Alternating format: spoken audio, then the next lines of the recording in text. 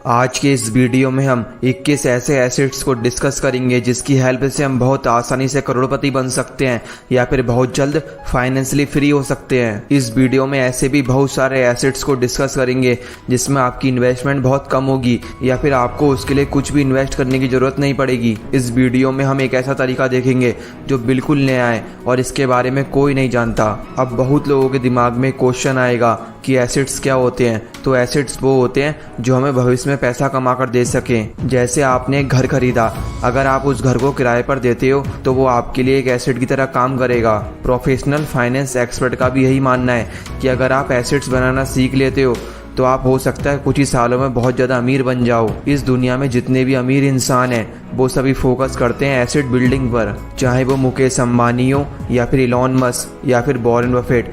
यह लोग एसेट को बिल्ड करते हैं दूसरी कंपनियों में अपने पैसे को इन्वेस्ट करके। आपने शार्क टैंक तो देखा होगा, ठीक उसी तरह से ये लोग भी बहुत सारी कंपनियों में हिस्सेदारी लेते हैं और जब वो कंपनी बड़ी हो जाती हैं तो वो एक बहुत अच्छा साधन बन जाती हैं इनको पैसे देने का, और इनको उनके लिए बिल्कुल भी एफर्ट नहीं करना होता है। सबसे पहले हम ऐसे एसेट्स को डिस्कस करेंगे जिसको हम बहुत कम इन्वेस्टमेंट या जीरो इन्वेस्टमेंट से स्टार्ट कर सकते हैं। सबसे पहला जो एसेट आता है वो है लाइसेंसिंग। आप विश्वास नहीं करोगे, लाइसेंसिंग एक ऐसा एसेट है जो आपको बहुत जल्द अमीर बना सकता है, और अगर आपके प्रोडक्ट में दम है तो आप इस दुनिया के सबसे अमीर इंसान भी बन सकते हो। और इसमें खर्चा भी बहुत कम होता है, लेकिन ये डिपेंड करता है आपके प्रोडक्ट पर।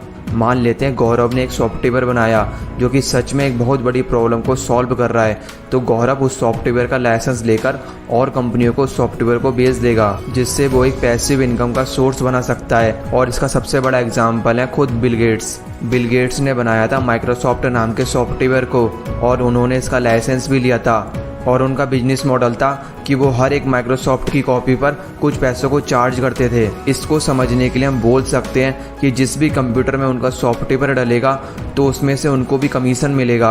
अगले जो एसेट की हम बात करेंगे वो है डिजिटल एसेट। अगर हम आज से 30 साल या 50 साल पहले देखें तो हमें देखने को मिलेगा कि पहले इतनी ज़्यादा अपॉर्चुनिटी नहीं थी जितनी अपॉर्चुनिटी आज के ज़माने में एग्जिस्ट करती हैं। लेकिन आज हमारे पास एक बेहतरीन अपॉर्चुनिटी है और आज का यूथ इस अपॉर्चुनिटी को समझता भी है। और आजकल बहुत सारे लोग अपने डिजिटल प्रोडक्ट लॉन्च करते हैं, बहुत सारे डिजिटल कोर्स क्रिएट करते हैं। हम एग्जाम्पल के लिए फिजिक्स वाला को ही ले सकते हैं जो कि इस समय 101 भी यूनिकॉर्न कंपनी बन चुकी है, और इसके पीछे एक बहुत बड़ा हाथ है उनके 4 से 5 हज़ार रुपये में मिलने वाला एक डिजिटल कोर्स। मान लो कि आपने एक कोर्स बनाया 1,000 रुपये का, अगर उस कोर्स को 1 लाख लोग खरीदते हैं तो आप बहुत आसानी से 10 करोड़ रुपए कमा सकते हो। अगर 1 लाख लोग भी ना लें, केवल 10,000 लोग ही आपके कोर्स को खरीदें, फिर भी आप बहुत आसानी से 1 करोड़ रुपए कमा सकते हो। और इस कोर्स को बनाने में आपको केवल एक बार मेहनत करनी पड़ती है, लेकिन इसके लिए आपको चाहिए होती है एक लॉयल ऑडियंस जो कि आपके कोर्स को खरीदे। ऐसा ही एक मज़ेदार इंसिडेंट शेयर करा था जैक मा ने।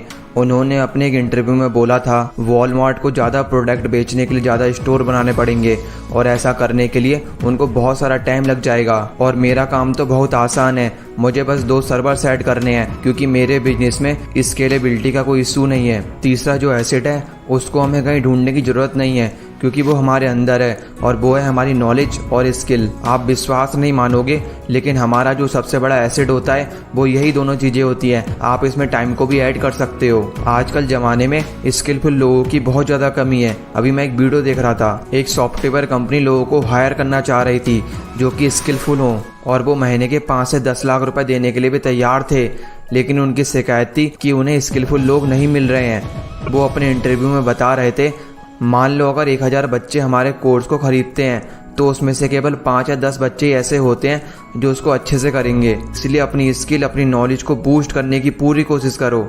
हमारा चौथे नंबर का जो एसेट है वो है बीपीओ। मतलब आप बीपीओ को मैनेज कर सकते हो। बीपीओ का मतलब होता है बिजनेस प्रोसेस आउटसोर्स। बहुत सारे बड़े बिजनेस होते हैं जैसे इन्फोसिस, विप्रो या फिर बहुत सारी बड़ी कंपनियां जो कि अपने काम को आउटसोर्स कर देते हैं। हम उनके काम को करके बहुत अच्छी इनकम कमा सकते हैं। इसमें आपको बीपीओ की एक कंपनी बनानी होगी। स्टार्टिंग में आप अकेले ही स्टार्ट कर सकते हो, धीरे धीरे आप कंपनी भी बना सकते हो, और इसमें कंपनी बनाना ज़रूरी है क्योंकि तभी आप इस मॉडल को ऑटो पायलट मोड पर डालकर फ्री हो सकोगे। फिर आपको वहाँ पर वो टेंशन लेने की ज़रूरत नहीं है, आप कभी कभी जाकर देख सकते हो और यह एक बहुत अच्छा एसेट बन सकता है। हम 5th नंबर पर जिस एसेट की बात करेंगे वो है बिजनेस। एक बात बताऊं, यह तो मेरा भी बहुत ज़्यादा फेवरेट है क्योंकि मैं भी यही करता हूं। लेकिन किसी भी बिजनेस को स्टार्ट करने से पहले हमेशा यह देख लेना कि आप को फाउंडर किसको चुन रहे हो, क्योंकि मैक्सिमम बार ये होता है आपके को फाउंडर ने बिजनेस को केवल मज़े के लिए ज्वाइन करा था और वो अब ज़्यादा काम भी नहीं करता, हर काम को टालता है, तो हो सकता है आपके और आपके को फाउंडर के बीच मन मुटाव हो जाए। इसलिए बहुत सोच समझकर को फाउंडर को सिलेक्ट करें। बिजनेस स्टार्ट करने पर एक फ़ायदा होता है, अगर आपने अपने आइडिया को बहुत अच्छे से एग्जीक्यूट कर दिया तो आपको कोई नहीं रोक सकता करोड़पति बनने से। हम लोग बिजनेस तो स्टार्ट कर सकते हैं लेकिन उसमें टाइम बहुत ज़्यादा लग जाता है। अगर आपको भी टाटा जैसी कंपनी का मालिक बनना है तो आपको काम आएगा हमारा अगला पॉइंट, जो है नंबर 6 शेयर मार्केट। देखो, हम चाहकर भी टाटा जैसी कंपनी को बहुत आसानी से नहीं बना सकते, इसके लिए हमें बहुत ज़्यादा टाइम लग जाएगा। लेकिन हम टाटा में अपनी हिस्सेदारी तो ले सकते हैं और यहाँ पर काम आता है इन्वेस्टमेंट, वो भी शेयर मार्केट में। और यह एक बहुत अच्छा एसेट है क्योंकि यह कंपनी तो ग्रो हो ही रही है और इसकी ग्रोथ दिन पर दिन आसमान छूती जा रही है। तो आप भी अपने पैसों को इनमें इन्वेस्ट करके बहुत अच्छा एसेट बना सकते हो, जो कि आपको समय समय पर बहुत अच्छी इनकम करके देता रहेगा, जिससे आप आगे चलकर बहुत अमीर भी बन सकते हो। इसका सबसे बड़ा एग्जाम्पल है वॉरेन बफेट, जो सिर्फ शेयर मार्केट में इन्वेस्टमेंट करके अरबपति बन चुके हैं। 7th एसेट जो हमें बिल्ड करना चाहिए वो है रियल एस्टेट।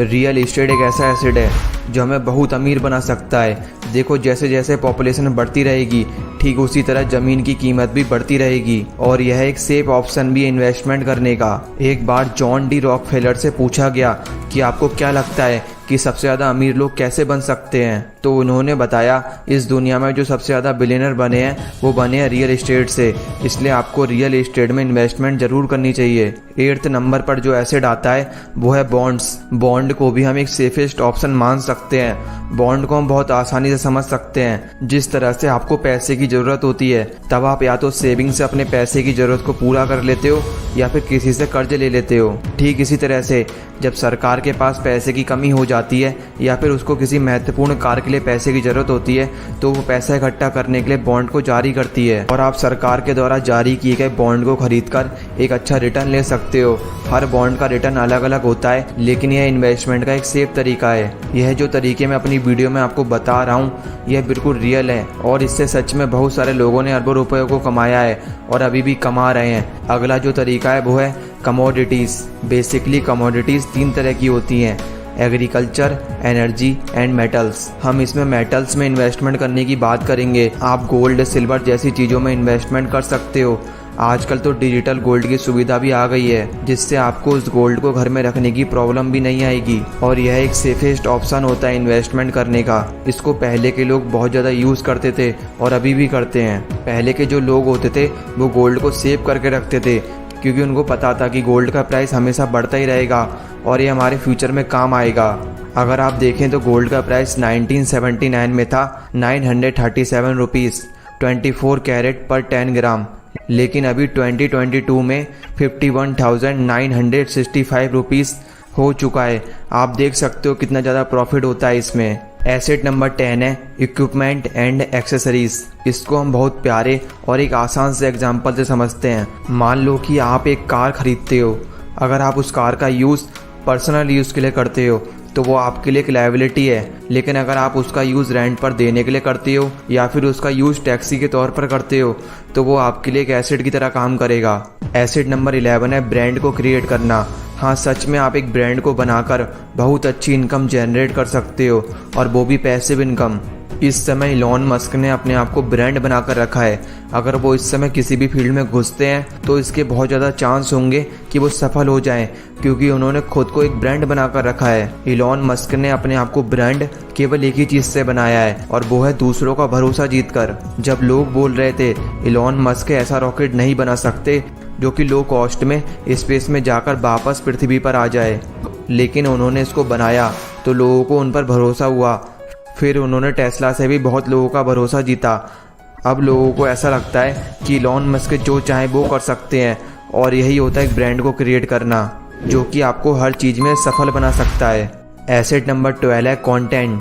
कंटेंट आप बहुत तरीक़ों से बना सकते हो। आप वीडियो बनाकर या टेक्स्ट फॉर्मेट में लिखकर एक बहुत अच्छा एसेट बना सकते हो। आप यूट्यूब, इंस्टाग्राम, फेसबुक पर पढ़ा सकते हो, डांस कर सकते हो या फिर आपका जो मन करे वो कर सकते हो, क्योंकि जब आप सो रहे होगे आपकी वीडियो तब भी चल रही होगी, जिससे आप इस तरह से पैसिव इनकम जनरेट कर सकते हो। अगर आपका मन नहीं है वीडियो बनाने का तो आप ब्लॉगिंग स्टार्ट कर सकते हो।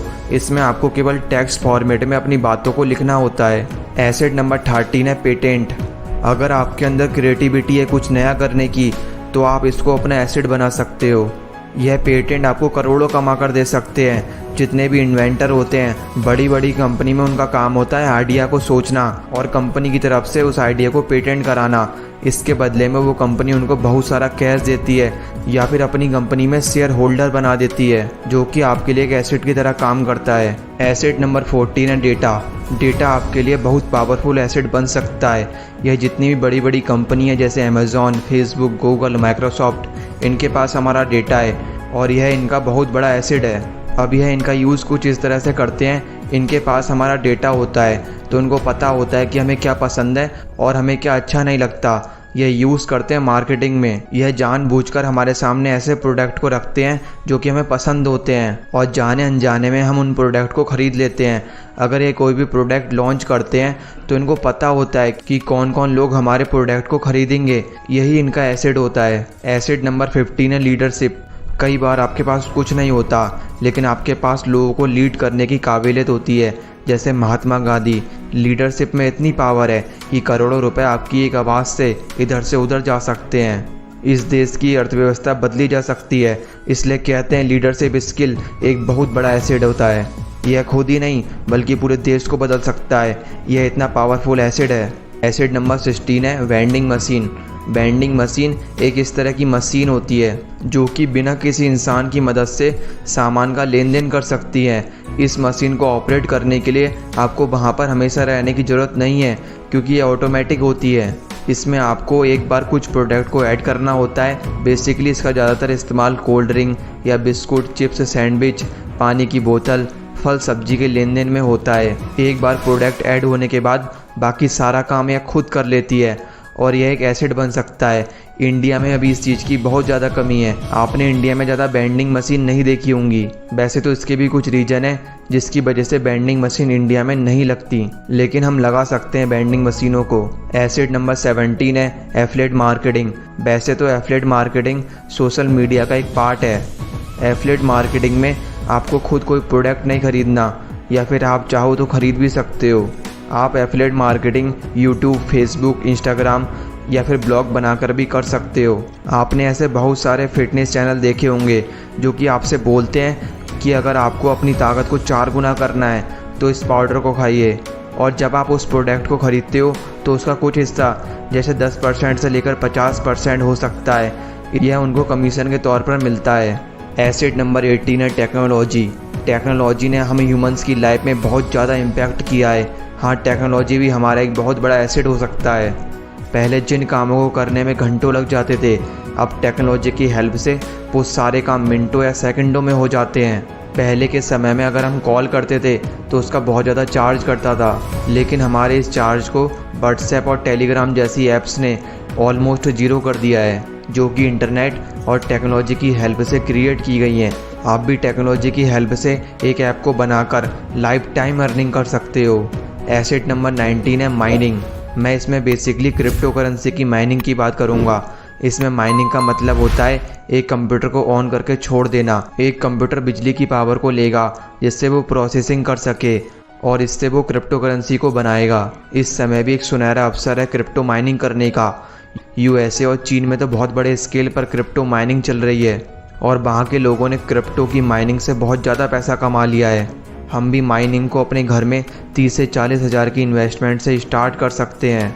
और आपको तो पता ही है, अगर माइनिंग से बिटकॉइन का 1/4 भाग भी बन गया तो इन्वेस्टमेंट का कितना ज़्यादा रिटर्न मिलेगा। एसेट नंबर 20 है REIT। इसको बहुत सारे लोगों ने कभी नहीं सुना होगा क्योंकि यह अभी एक न्यू कॉन्सेप्ट है। यह कॉन्सेप्ट ठीक वैसे ही काम करता है जैसे कि हम बहुत सारे लोग मिलकर म्यूचुअल फंड को पैसे देते हैं ताकि वो हमारे पैसे को इन्वेस्ट कर सके और बदले में हमें अच्छे रिटर्न दे सके। ऐसे हम रियल एस्टेट में पैसों को प्रॉपर्टी के एक्सपर्ट को देते हैं और जो भी प्रॉफिट होता है या फिर रेंटल इनकम मिलती है वो सब में बराबर डिस्ट्रीब्यूट की जाती है और इसी को REIT कहते हैं। REIT का मतलब होता है रियल इस्टेट इन्वेस्टमेंट ट्रस्ट। अभी इस समय यह एक न्यू कॉन्सेप्ट है और आप भी इसमें इन्वेस्टमेंट कर सकते हो क्योंकि यह एक बहुत अच्छा सोर्स है इनकम कमाने का। एसेट नंबर 21 है डिविडेंड पेइंग स्टॉक्स। ये वैसे तो पार्ट है स्टॉक मार्केट का, लेकिन डिविडेंड एक बहुत अच्छा एसेट हो सकता है अगर हम ऐसी कंपनियों में इन्वेस्टमेंट करें जो कि हमें डिविडेंड प्रोवाइड कर सकती है। बेसिकली कंपनी हमें डिविडेंड इसलिए देती है जब उनके पास बहुत सारा पैसा आ जाता है और उनको समझ नहीं आता कि अपना पैसा कहाँ इन्वेस्ट करें, तो वो अपने शेयर होल्डर को ही उन पैसों को बांट देती है। इससे शेयर होल्डर को बहुत ज़्यादा फ़ायदा होता है। एक तो उसे डिविडेंड मिल जाता है और साथ में उसके शेयर की वैल्यू भी बहुत ज़्यादा बढ़ जाती है। वीडियो के ख़त्म होने से पहले मैं आपको कुछ फैक्ट की बात बता दूं, और ये फैक्ट की बात आप अपने आसपास भी देख सकते हो। इस दुनिया में 3 तरह के लोग होते हैं, पहले गरीब, दूसरे मिडिल क्लास और तीसरे अमीर। मैं यहाँ पर माइंडसेट की बात कर रहा हूँ। जो गरीब व्यक्ति होता है या गरीब माइंडसेट वाला व्यक्ति होता है, जब वो लग्जरी खरीदता है तो वो लग्जरी को उन पैसों से खरीदता है जो कि उसे सैलरी मिली हुई होती है। लेकिन जो मिडिल क्लास वाला व्यक्ति होता है या मिडिल क्लास माइंडसेट वाला जो व्यक्ति होता है, वो लग्जरी खरीदता है उन पैसों से जिन्हें वो सेव करता है।